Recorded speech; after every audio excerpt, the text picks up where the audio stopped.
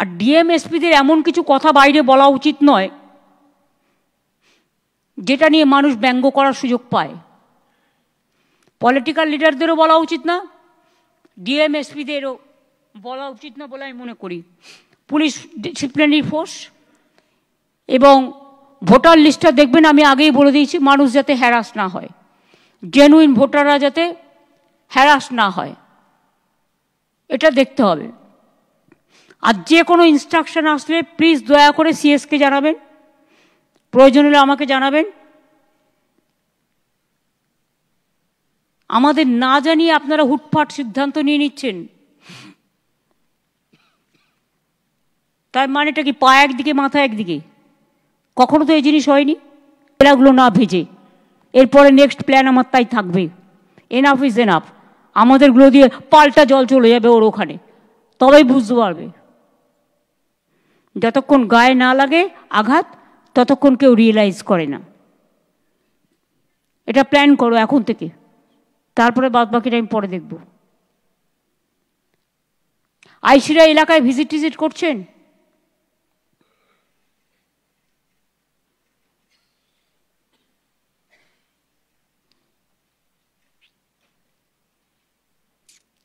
আপনাদের নাকা চেকিং চলছে কি চলছে না?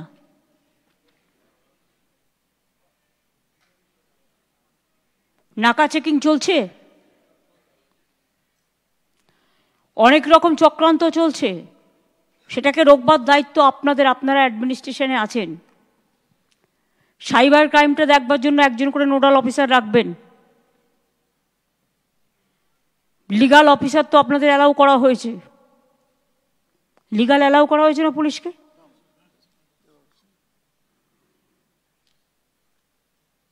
সাইবার ক্রাইম, প্রতারণার সংখ্যা, প্রতারিত লোকের সংখ্যা বেড়ে গেছে এখন। এমনকি রিটায়ার্ড বৃদ্ধকেও রেহাই দিচ্ছে না। সুতরাং একটু আরো অ্যালার্ট হতে হবে।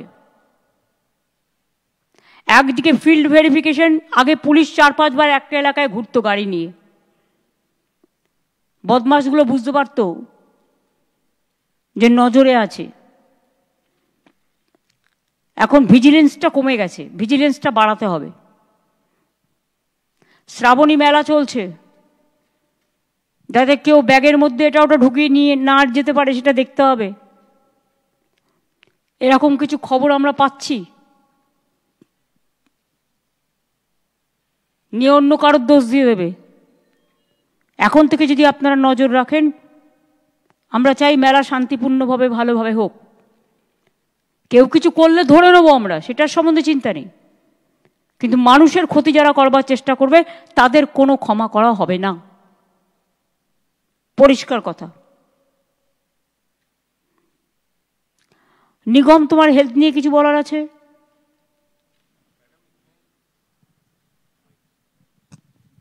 मैडम एक हेल्थ कमाओ ना।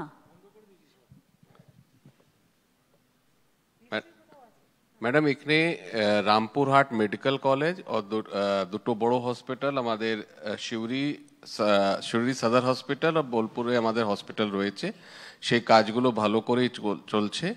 আমাদের এখানে অনেকগুলি সুস্বাস্থ্য কেন্দ্রগুলো হয়েছে, সেখানেও পরিষেবাগুলো ঠিক মতো দেওয়া হয়েছে।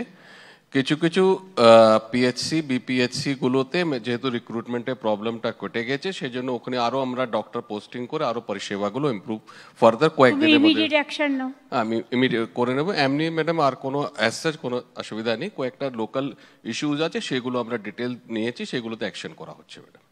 তোমার ডাক্তার নার্সের অভাব যেটা আছে সেগুলো ইমিডিয়েট অ্যাকশন নাও। Immediately madam action. আজকে এক্ষুনি রিক্রুটমেন্ট বোর্ডের সাথে কথা হয়ে গেছে, কাজগুলো আরম্ভ হয়েছে ম্যাডাম। শান্তনু, তোমার পাওয়ার নিয়ে কিছু বলার আছে?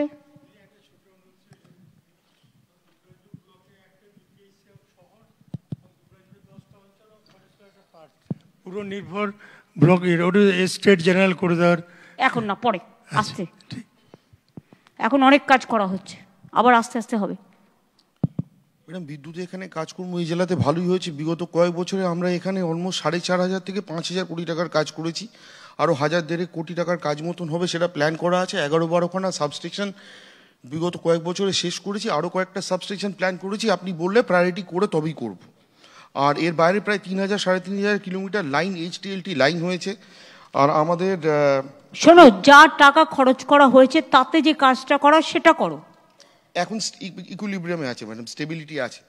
লো ভোল্টেজ পকেট দেখে নাও তোমার এখানে দেউচা পাঁচমি থেকে শুরু করে বিভিন্ন কাজগুলো যেগুলো আছে, আগে যেভাবে গুরুত্ব দিয়ে কাজটা দেখা হচ্ছিল, এখন অনেকেই নেগলিজেন্স করছে। কেন হচ্ছে? দেউচার কাজটা নিয়ে ম্যাডাম স্যার, সিএস স্যারও দেখছেন, আমরা সবাই মিলে দেখে যেরকম হচ্ছে আলোচনা করে করছি ভালো করে। দেখে নাও। আর কি আছে শতাব্দী, তোমার কিছু বলার আছে?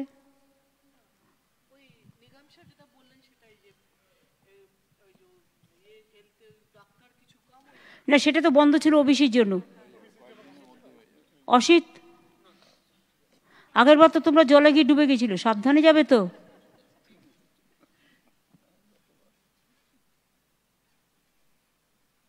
তাই কি, আমার তো মনে হয় না আর কিছু আলোচনা করার আছে। আগামী 6 মাসের মধ্যে আমাদের যা কাজ পড়ে আছে সেগুলোকে কমপ্লিট করতে হবে।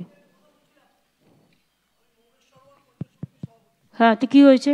আবার ওখানে আপনার একটা স্কিম ছিল সহায় প্রকল্প, 122 জন যারা নিজেরা খাবার জোগাড় করতে পারে না তাদেরকে আপনি খাবার দিতেন।